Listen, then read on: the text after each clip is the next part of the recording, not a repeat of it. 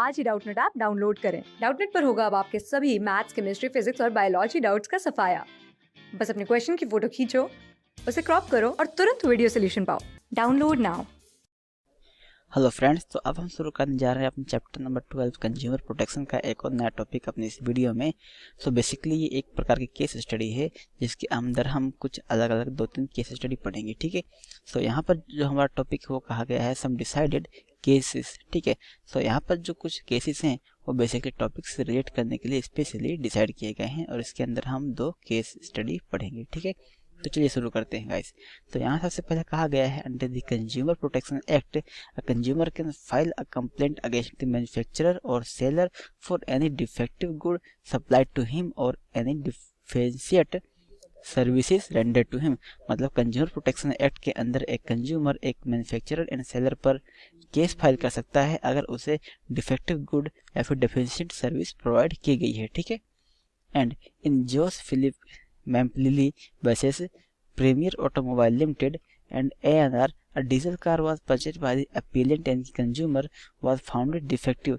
ये बेसिकली एक केस है यहाँ पर जो हम डिस्कस कर रहे हैं बिटवीन द टू पर्सन, जिससे फर्स्ट पर्सन है जोस फिलिप मैम्पलिली एंड जो सेकंड पर्सन है वो बेसिकली एक कंपनी है जो कि है premier automobile limited and ANR। Okay, so यहाँ पर कहा गया है जो एक कंज्यूमर था उसने बेसिकली एक डीजल कार परचेज करी थी इस कंपनी से। ओके, एंड उसने कुछ टाइम बाद पाया कि जो कार परचेज करी है वो डिफेक्टिव है। ठीक है, the defect in the car were not removed by the defendant यानी कि मैन्युफैक्चरर एंड डीलर।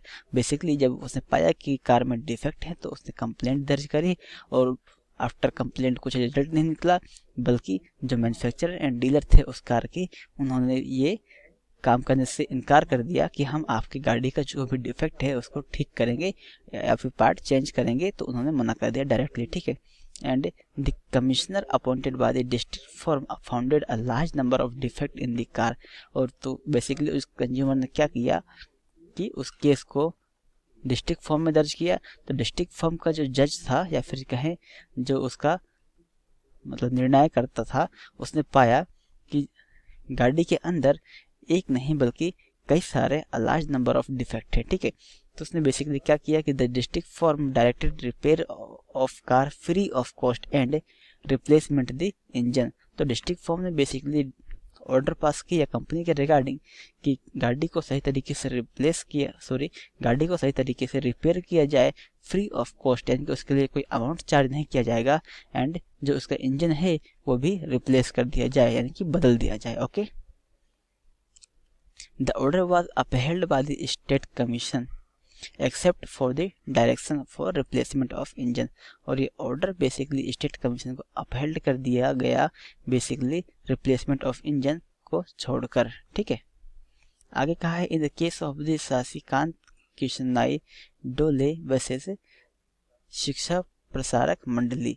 तो बेसिकली ये एक अलग केस स्टडी है, ऊपर की केस स्टडी अलग थी, ये एक सेकंड केस स्टडी है। ठीक है, सो यहाँ पर इस केस स्टडी में बेसिकली 2 पर्सन्स के बीच में है, जिसमें से फर्स्ट पर्सन है शशिकांत किशनदाई डोले एंड सेकंड बेसिकली एक स्कूल है। ठीक है, जो कि है शिक्षा प्रसारक मंडली। ओके, तो यहाँ पर कहा है the national commission held that the failure to amount basic safeguard in the swimming pool amount deficiency in service.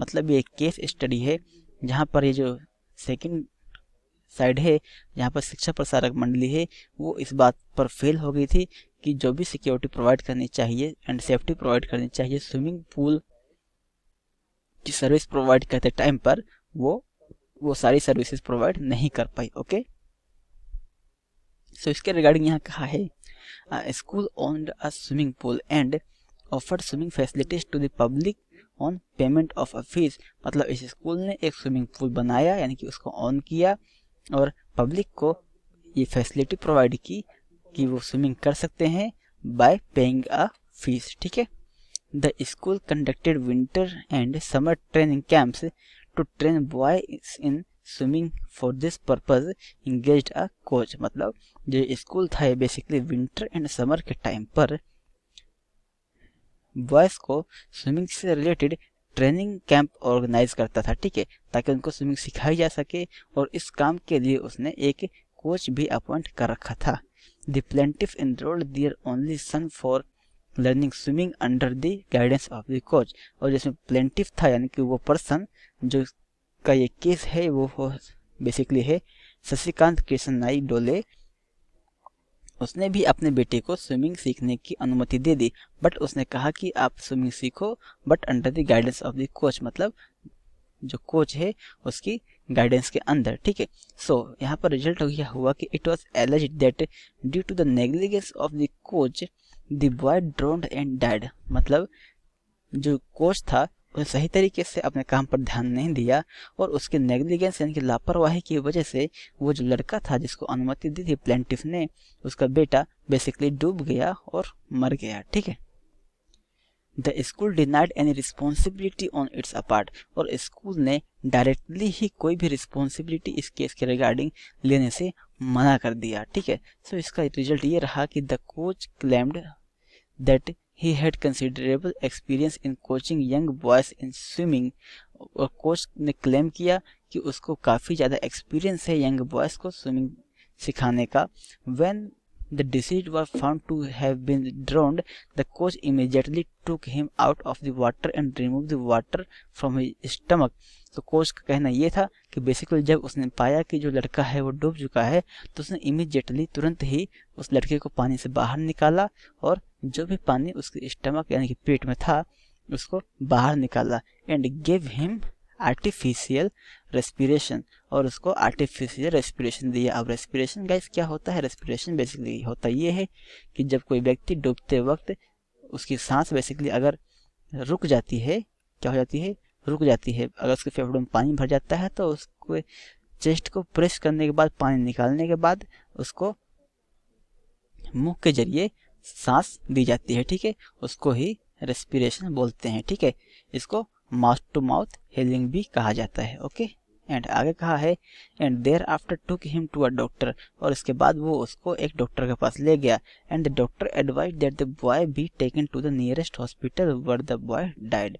तो डॉक्टर ने उसको एडवाइस किया कि आप इस लड़के को किसी पास के अस्पताल में ले जाइए और वहाँ जाकर बेसिकली लड़का जो था वो तब तक ख़त्म हो चुका था, यानी कि उसकी डेथ हो चुकी थी। ठीक है, the state commission held the school and the coach deficient in rendering the service to deceased. और स्टेट कमीशन ने बेसिकली ये पाया कि जो स्कूल था और जो कोच था वो डेफिशिएंट थे, यानी कि अनेबल थे सर्विस प्रोवाइड करने में, और उनको बेसिकली स्टेट कमीशन ने इस काम के लिए दोषी पाया एंड दोषी करार दिया। ठीक है, तो इसका रिजल्ट ये रहा कि on appeal the order was upheld by the national commission.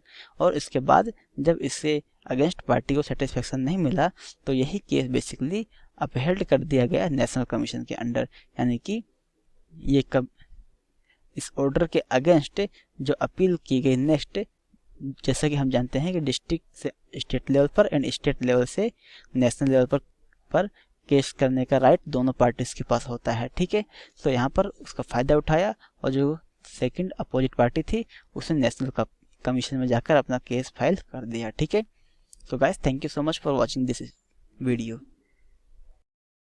Class 6 से 12 से लेके नीट, IIT, JEE मेंस और एडवांस के लेवल तक 10 मिलियन से ज्यादा स्टूडेंट्स का भरोसा। आज ही डाउनलोड करें डाउटनेट ऐप या व्हाट्सएप कीजिए अपने डाउट्स 8400 400 400 पर।